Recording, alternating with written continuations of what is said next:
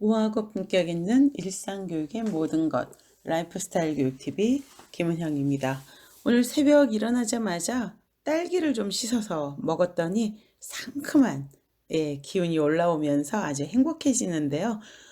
우리 라이프스타일 교육TV에서는 교육을 코드로 해서 여러분들과 이 세상 모든 것들을 교육적으로 풀어주는 그러한 시간을 갖고 있는데, 어제 이어서 행복산업 오늘도 같이 읽어보도록 하겠습니다. 행복이 정말 우리 마음속에서 스멀스멀 피어오르는 그러한 것인지, 아니면 전략적인 그 산업, 자본을 위한 것으로 쓰이고 있는지에 대해서 윌리엄 데이비스 교수가 잘 이야기해주고 있는 그러한 책입니다.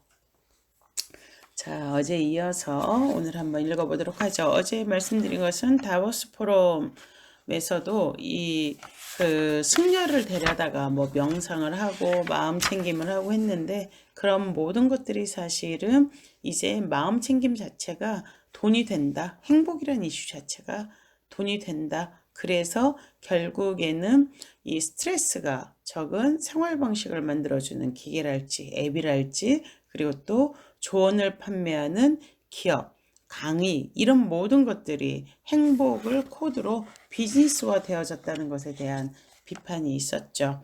그래서 오늘 이어서 12페이지부터 한번 읽어보도록 하겠습니다. 행복과학은 과거의 고통과 정치, 모순을 극복할 수 있는 참신한 시작을 알리는 완전히 새로운 것으로 포장되어 이데올로기적으로 기능하기도 한다.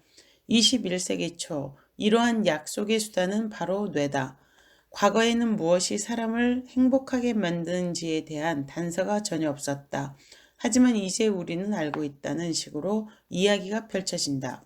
주관적인 정서를 다루는 자연과학이 응용 가능한 형태로 확산되면서 이제 경영, 의학, 자조, 마케팅, 행동변화 정책에 이것을 활용하지 않고는 배겨내지 못하는 상태가 될 것이다. 이런 심리학적 과열이 사실 이미 200년 전부터 진행되어 온 현상이라면 어떨까? 오늘날의 행복과학은 마음과 세상의 관계를 수학적으로 탐구할 수 있다고 가정하는 꾸준한 프로젝트의 최신판일 뿐이라면 어떨까? 이 책이 보여주고자 하는 것은 바로 이것이다.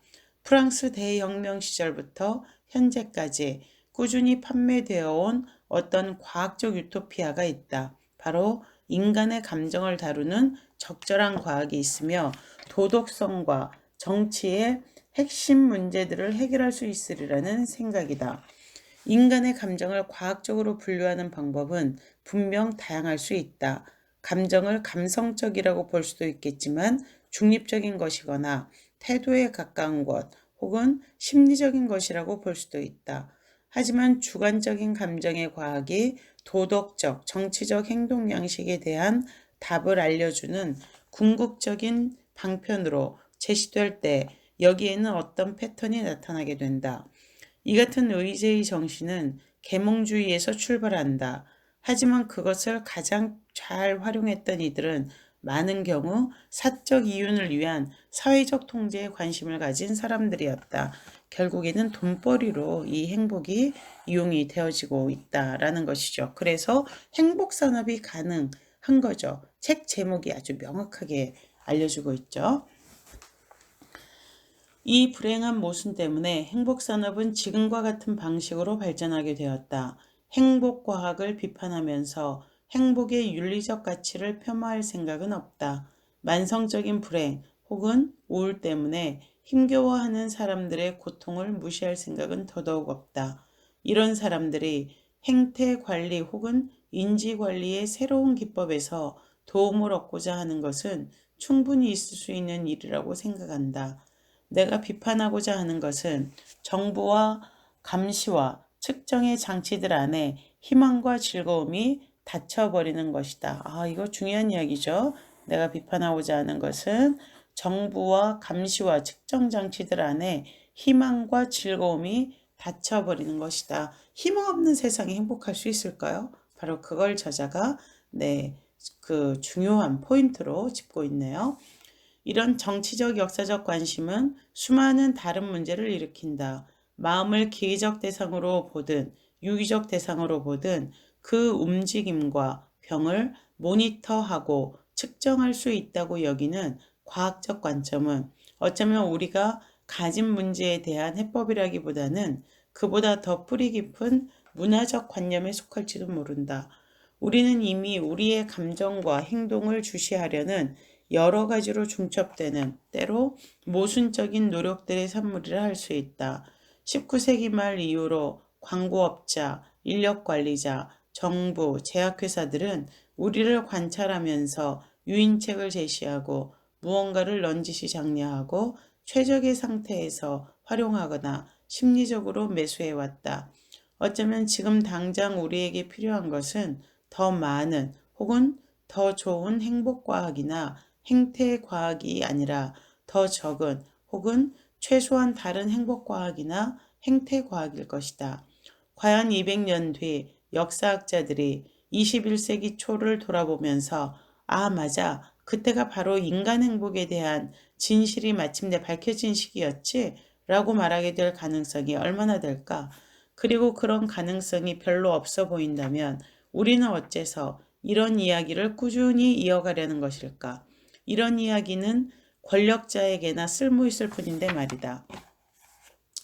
그렇다면 오늘날 행복에 대한 정치적, 산업적 관심이 폭증하는 것은 단순히 수사적인 유행에 불과할까? 윤리적, 정치적 문제들을 수치적 계산으로 환원할 수 없음을 발견하고 나면 이 유행은 알아서 소멸될까? 그럴 것 같지는 않다. 행복과학이 21세기 초에 갑자기 두각을 나타내게 된 데에는 사회학적 성질을 지닌 두 가지 중요한 원인이 있다. 그렇다 보니 정작 행복과학을 발전시킨 신경학자, 심리학자, 경영인, 경제학자들은 이 원인을 결코 직접적으로 해결하지 못한다. 첫 번째 원인은 자본주의 본성과 관련된 것이다. 2014년 다보스 회의의 한 참석자는 어쩌면 자신도 모르게 상당한 진실이 담긴 말을 했다. 우리가 지금 해결하려고 애쓰는 문제들은 우리가 과거에 저질러 놓은 것들입니다. 이는 하루 24시간 주 7일 노동 관행과 항상 켜져 있는 디지털 기기들 때문에 고위 경영자들이 스트레스에 시달린 나머지 이제는 그 결과를 감당하느라 명상을 해야 할 지경에 이르렀음을 토로하다가 나온 말이었다. 하지만 더 넓게는 후기 산업자본주의 문화의 똑같은 진단을 확장할 수 있다. 1960년대 이후로 서구 국가들은 우리의 심리적 정서적 관계 맺음에 갈수록 의존하면서도 이를 유지하기가 점점 어려워지는 골치 아픈 문제에 시달렸다. 우울증과 심리적인 질병으로 종종 나타나는 사적 유리의 상태는 개인의 고통에서 그치지 않고 정책 위반자들과 경영자들에게도 골칫거리가 되었으며 경제적인 비중도 커지고 있다. 하지만 사회역학의 근거 자료들은 불행과 우울증이 물질주의적 가치를 강하게 쫓고 경쟁이 심하며 고도로 불평등한 사회에 집중되어 있다는 암울한 사실을 보여준다. 작업장에서는 갈수록 공동체와 심리적 헌신을 강조하지만 이는 원자화와 불안정을 향해 치닫고 있는 장기적인 경제적 흐름과 배치된다. 우리의 경제 모델이 그것이 의지하는 심리적 속성들을 정확하게 저해하는 것이다. 우리의 경제 모델이 그것이 의지하는 심리적 속성들을 정확하게 저해하는 것이다. 그러니까 좀 더 일반적으로 그리고 역사적으로 보자면 정부와 기업들은 지금 자신들이 해결하려고 하는 문제를 일으킨 장본인들이라고 말할 수 있다. 행복과학이 지금과 같은 영향력을 손에 넣게 된 것은 장기적인 해법을 내놓을 수 있다는 약속 때문이다. 무엇보다 행복경제학자들은 비참함과 소외 같은 문제에 금전적인 가격을 매긴다. 가령 여론조사 기업인 갤럽은 노동자들의 불행은 생산성 손실, 세수 감소, 보건비용 등의 형태로 매년 미국 경제에 5천억 달러의 손실을 유발한다고 주장했다. 덕분에 우리의 감정과 행복 상태는 이제 폭넓은 경제적 효율성을 계산할 때 함께 고려된다. 계산이 끝나면 긍정심리학과 관련 기법들이 사람들의 에너지와 동력을 북돋기 위해 발벗고 나선다. 이 속에는 심각한 정치적, 경제적 문제들을 마주하지 않고도 오늘날의 정치 경제가 안고 있는 근본적인 결함을 극복할 수 있을지 모른다는 희망이 숨어 있다. 심리학은 사회가 현실을 외면하는 방편으로 사용될 때가 많다.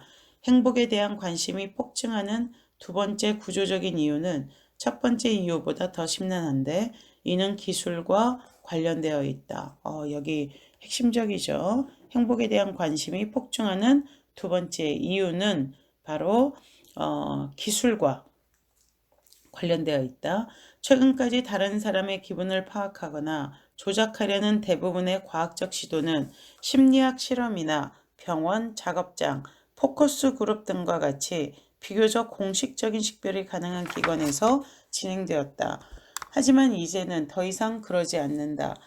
2014년 7월 페이스북은 뉴스피드를 조작하는 방식으로 이용자 수십만 명의 기분을 어떻게 성공적으로 바꿔놓았는지를 세세하게 설명한 학술 논문을 발표했다.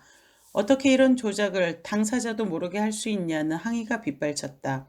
하지만 사태가 진정 국면에 접어들자 분노는 걱정으로 바뀌었다. 과연 앞으로도 페이스북이 굳이 성가시게 이런 논문을 발표할까? 아니면 어떻게든 그냥 실험을 하고 나서 그 결과를 내부적으로 간직하기만 할까? 우리의 기분과 감정을 모니터링하는 것은 점점 물리적 환경의 한 기능이 되어가고 있다. 2014년 브리티시 에어라인은 신경 모니터링을 통해 승객들의 만족도를 보여주는 행복 담요라는 것을 시험했다. 승객들이 안락함을 느끼면 담요는 빨간색에서 파란색으로 바뀌고 이는 항공사 직원들에게 승객 서비스가 양호한 상태임을 알려준다. 손목시계부터 스마트폰, 음료가 건강에 미치는 영향을 모니터하는 스마트컵, 배실에 이르기까지 행복 상태를 측정하고 분석하는 다양한 종류의 소비자 기술들이 이미 시장에 나와 있다. 시장의 우호적인 신자유주의의 기본적인 주장 중 하나는 이런 기술들이 거대한 감각기기처럼 기능하여 수백만 명의 개별적인 욕망과 의견, 가치관을 포착하고 이를 돈으로 바꿔줄 수 있다는 것이다. 굉장히 중요하죠. 우리가 추구했던 행복이라는 것이 사실은 내가 원한 것이었는지 아니면 이러한 자본가들의 니즈였는지에 대해서 우리가 아주 깊은 성찰을 하게 하네요. 어쩌면 우리는 이제 시장이 더 이상 이처럼 대중들의 정서를 포착하는 주요 수단이 되지 못하는 새로운 후기 신자유주의 시대의 출발점에 서 있는지도 모른다. 행복을 모니터링하는 도구들이 우리 일상생활에서 한번 넘쳐나기 시작하면 실시간으로 감정을 수치화할 수 있는 여러 방법들이 나타나 시장보다 훨씬 빨리 우리의 삶에 침투할 수도 있다. 무서운 이야기죠. 전통적으로 자유주의적 입장에서는 프라이버시를 보안과 함께 짝을 이루는 것으로 바라본다. 하지만 오늘날에는 우리의 건강과 행복, 만족감이나 감각적 즐거움을 향상시킨다는 명목으로 거대한 규모의 감시가 이루어지고 있다.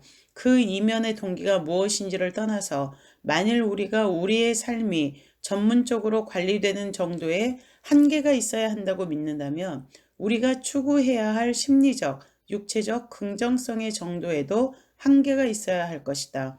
거미줄처럼 곳곳에 뻗어 있는 감시를 비판하려면 이제는 건강과 행복, 풍요를 조금 포기할 위험을 무릅쓰고라도 행복의 극대화를 함께 비판해야 된다.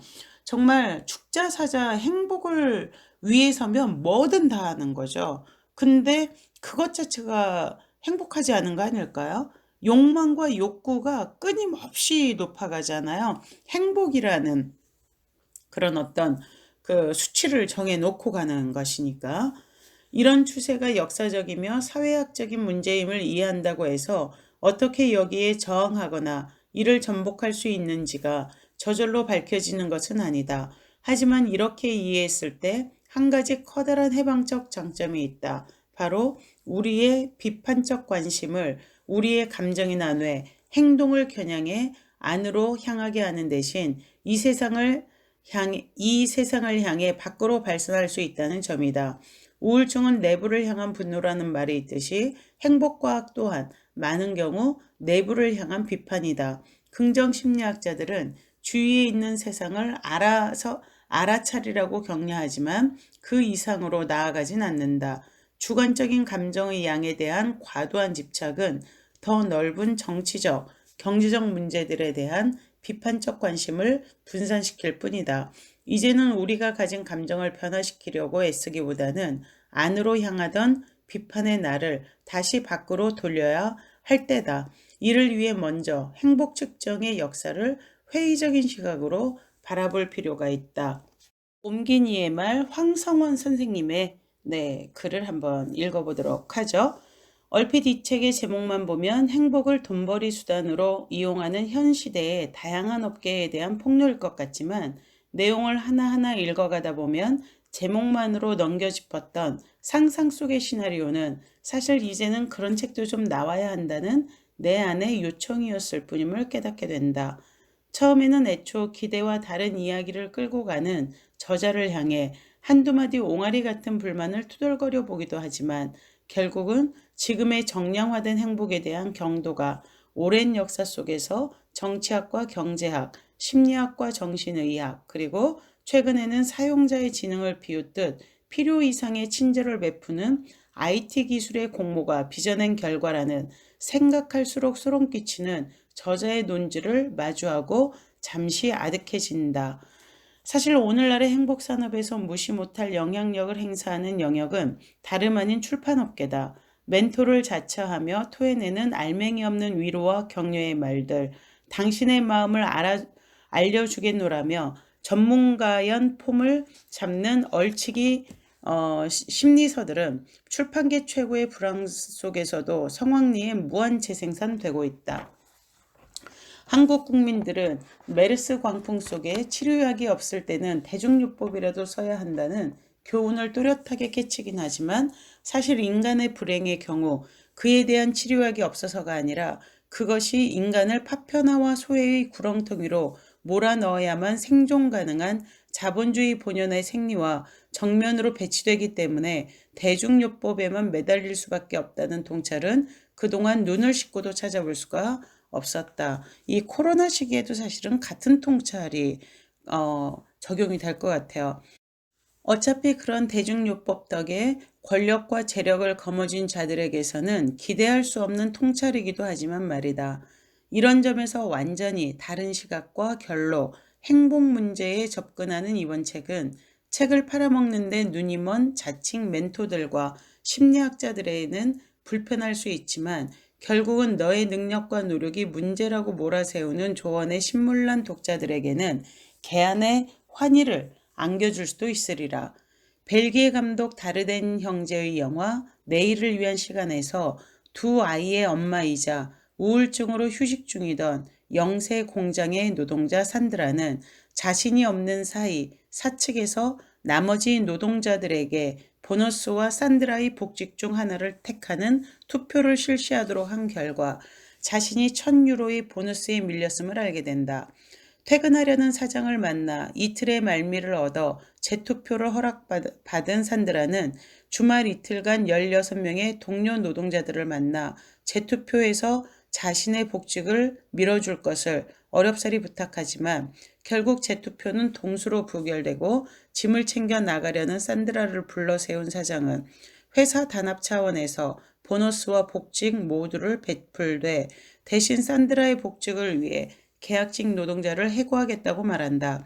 하지만 동료들을 만나고 다니는 동안에는 결기에 찬 모습은커녕 너무 심약하고 불안정해서 시종일관 관객들의 마음을 졸아들게 했던 산드라는 사장의 제안을 이런지하에 거절하고 회사를 나서면서 남편에게 전화를 걸어 이렇게 말한다. 우리 정말 잘 싸웠지? 나 지금 행복해. 그러니까 행복은 날 때부터 부족함을 모르고 자란 왕자님 공주님이 누리는 것도 그저 괜찮아 괜찮아 하는 말만으로 얻어지는 것도 아닌지 모른다. 자본주의 사회가 부단하게 우리에게 떠안기는 모멸감과 소외, 좌절과 공허함을 정면으로 응시할 수 있는 용기와 우리의 존엄성을 위협하는 온갖 종류의 유혹과 통제에 휘둘리지 않기 위한 눈물겨운 투쟁, 그리고 그 덕에 얻어진 소외되지 않은 노동자들의 평등하고 자유로운 연대 속에 찰나의 휴식처럼 깃드는 것, 그것이 바로 행복인지 모른다. 문제는 너의 능력과 노력이 아니다. 문제는 너의 능력과 노력을 무참히 짓밟고 너에게 짐승의 길을 강요하는 저들이다. 굉장히 중요한 이야기죠. 문제는 너의 능력과 노력이 아니라 너의 능력과 노력을 무참히 짓밟고 너에게 짐승의 길을 강요하는 저들이다. 근근히 먹고 살면 된다. 이를테면은 우리가 요즘에 이 먹는 것에 엄청나게 이 미디어에서도 강조를 하죠. 먹는 것, 건강. 이게 주요 메인 그 방송사들의 프로그램들인데 도대체 우리가 잘 먹고 잘 산다는 것이 무엇인가? 그리고 그러한 프로들에서 나오는 많은 건강 프로그램들이 오히려 건강에 대한 염려와 불안을 더 극대화시켜서 약을 더 많이 사람들에게 사게 하는 이런 효과도 있다는 거 여러분 이미 눈치채고 계시죠? 그래서 이제는 우리가 내가 이렇게 우울하고 힘든 것은 나의 문제고 그래서 내가 행복하기 위해서는 내 마음을 챙기고 내 내면을 닦아야 돼. 이러한 것에서 이제 나를 둘러싼 사회의 구조, 내가 그렇게 생각할 수밖에 없고 내가 그렇게 살아갈 수밖에 없는 사회적인 시스템을 다시 보자는 거죠. 그래서 요즘에 예방의학을 전공하신 의사 선생님들은 치료의 관점을 약물이 아니라 사회의 구조적인 시스템을 바꿔나가고 그러한 구조적 사회 시스템 안에서 그 사람의 자리를 찾아주는 것, 희망과 그리고 또 연대하고 함께하면서 행복해지는 그러한 그 공명하는 마음, 이러한 것들을 훈련을 시키고 있습니다. 이건 정말 중요한 이야기죠. 이게 바로 교육이죠. 실질적으로는. 그래서 저도 그들과 함께 하면서 지역을 아예 하나의 교육의 장으로 바꿔가는 그러한 운동을 진행을 하고 있는데 정말 중요한 이야기를 하고 계시네요.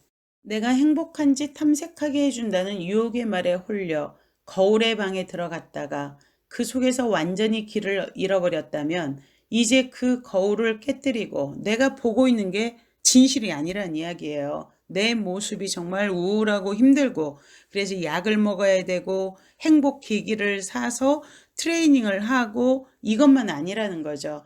그 거울을 깨뜨리고 그 무수한 혼돈의 거울을 세워놓은 자들이 누구인지 결국에는 시스템을 만든 사람들이 권력을 장악하는데 그 시스템을 왜 만들었어요? 자기들의 부를 극대화하기 위해서 우리들을 이용을 하고 있다는 이야기죠.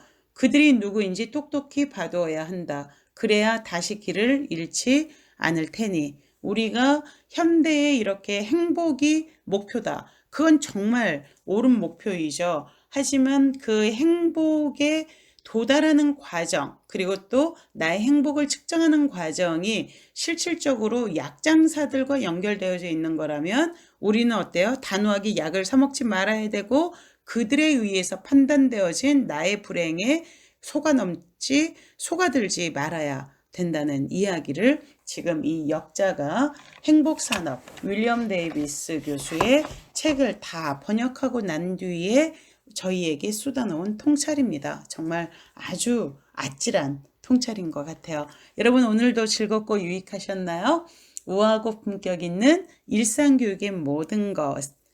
우리가 단순히 교육이라는 것을 가르치는 것에 두지 않고 스스로 깨달아 나가는 배움. 그래서 이 책으로부터 또 다른 사람의 삶과 그리고 또 그의 삶이 우리에게 제안해주는 새로운 스타일의 삶을 배워가기 위해서 바로 교육을 코드로 해서 이 라이프스타일 교육 TV에서는 여러분들과 책 읽기를 함께 하고 있습니다.